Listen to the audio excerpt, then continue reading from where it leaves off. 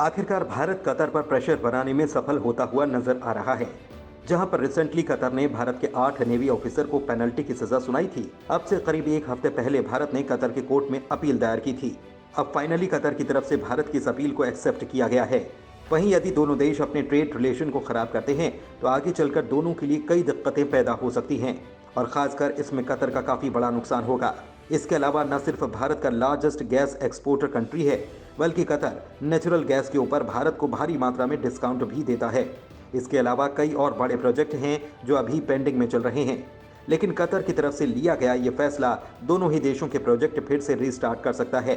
दोस्तों, कतर ने जिन navy officer को डेथ पेनल्टी की सजा सुनाई थी, ये कोई आम नागरिक नहीं थे, बल्कि उन्होंने भारतीय नेवी को एक अच्छी सर्विस दी थी।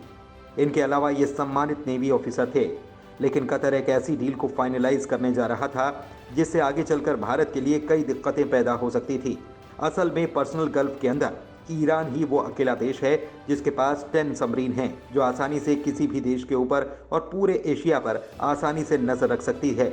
इसके अलावा इन्हें आसानी से डिटेक्ट नहीं किया जा सकता और जाहिर सी बात है कि कतर और पाकिस्तान की दोस्ती कितनी ज्यादा गहरी है। इसीलिए इन फ्यूचर कतर ये टेक्नोलॉजी पाकिस्तान को भी बेच सकता था, या फिर ये सबमरीन पाकिस्तान पहुंचकर भारत के ऊपर भी नजर आसानी से रख सकती थी। पर कतर ने भारतीय नेवी ऑफिसर पर जो इल्जाम लगाया है वो सिर्फ यही है कि भारतीय नेवी ऑफिसर ने इस सबमरीन की जो डील है और इसकी कुछ टेक्नोलॉजी है वो इजराइल के साथ शेयर की है। इसके अलावा दूसरा इंसिडेंट ये भी बताया जाता है कि सीक्रेट डील के बारे में भी भारतीय नेवी ऑफिसर को पता चल चुका था, जिसके लिए कतर नहीं चाहता था कि यह खबर भारत तक पहुंचे। लेकिन एग्जैक्टली इसके पीछे रीजन क्या है, कतर की तरफ से अभी तक कुछ भी ऑफिशियली नहीं बोला गया।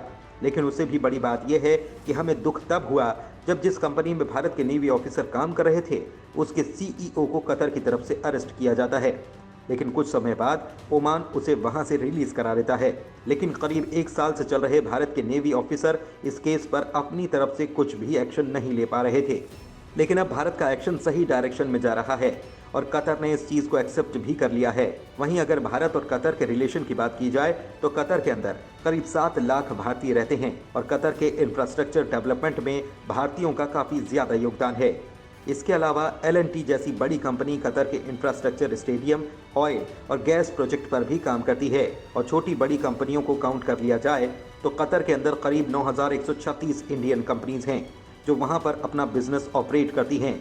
वहीं साल 2021 के डेटा के मुताबिक देखा जाए तो भारत ने 49.5% अपने टोटल LNG सिर्फ कतर से इंपोर्ट किए हैं और कतर ने भारत के अंदर करीब 69.8 बिलियन US डॉलर के एक्सपोर्ट किए हैं और भारत का कतर में एक्सपोर्ट सिर्फ 1 से 2 बिलियन US डॉलर का है। इसके अलावा भारत और कतर मिलकर के काफी बड़ी नेवल एक्सरसाइज भी करते हैं जिसे अल बहार नाम से जाना जाता है।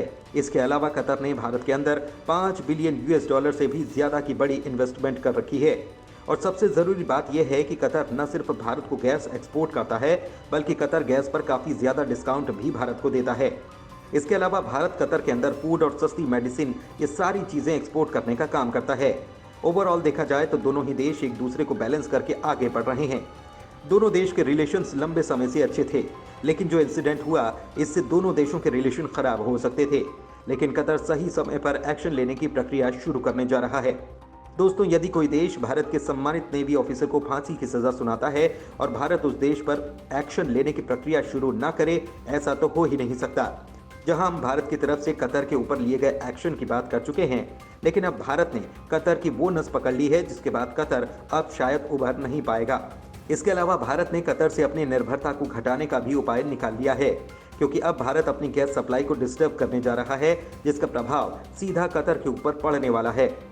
अपनी टोटल जरूरतों को करीब 50% गैस कतर से आयात करते हैं। बड़ी खबर यह है कि भारत के पेट्रोलियम मिनिस्टर हरदीप सिंह पुरी जी ने क्लियरली बोल दिया है कि भारत के अंदर करीब 4 बिलियन क्यूबिक मीटर के स्ट्रैटेजिक नेचुरल गैस रिजर्व बनाए जाएंगे। इन रिजर्व का टारगेट यही होगा, इससे भारत की जरूरतों को पूरा करने के साथ साथ हम अपने पड़ोसी देश की जरूरतों को भी पूरा कर पाएं। और भारत के पड़ोसी देश कतर के दोस्त चाइना का इन्फ्लुएंस लगातार बढ़ता चला जा रहा है। इसको कम करने के लिए भारत ने इस प्रोजेक्ट पर सबसे ज्यादा जोर देने की प्रक्रिया शुरू कर दी है। दोस्तों, यदि स्ट्रैटेजिक रिजर्व की बात की जाए तो जिस तरीके से पेट्रोलियम रिजर्व के अंदर क्रूड ऑयल को रिजर्व किया जाता है, उसी तरीके से गैस को भी स्टोर किया जाता है। अभी भारत के पास गैस को स्टोर करने की बहुत कम कैपेसिटी है। जहां पर विशाखापट्टनम में 1.3, बेंगलोर के अंदर 1.5, पंडोरा में करीब 2.5 million metric ton gas store करने की कैपेसिटी है और भारत की total capacity 5.3 million metric ton की है। लेकिन भारत अब अपनी कैपेसिटी को बढ़ा करके मिलियंस नहीं बल्कि बिलियन मीट्रिक टन में करने जा रहा है।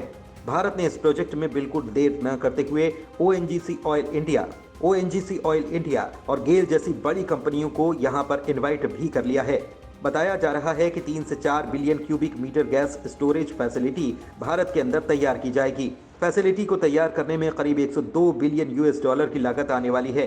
पिछले वित्तीय वर्ष में भारत की टोटल गैस खपत करीब 7 मिलियन क्यूबिक मीटर की थी और साल 2030 तक इसे बढ़ा करके करीब 15% और किया जाएगा। यानी कि भारत अब टोटल एनर्जी के अंदर 3% मिक्सिंग और बढ़ाने वाला है। दोस्तों, आपको बता दें कि भारत कतर से अपनी डिपेंडेंसी को खत्म करने में लगा है और हमारे लिए खुशखबरी की बात यह है कि कतर 8 नेवी ऑफिसर की सजा माफ करने जा रहा है और जल्द ही उनकी रिहाई की खबर भी मिलने वाली है। धन्यवाद।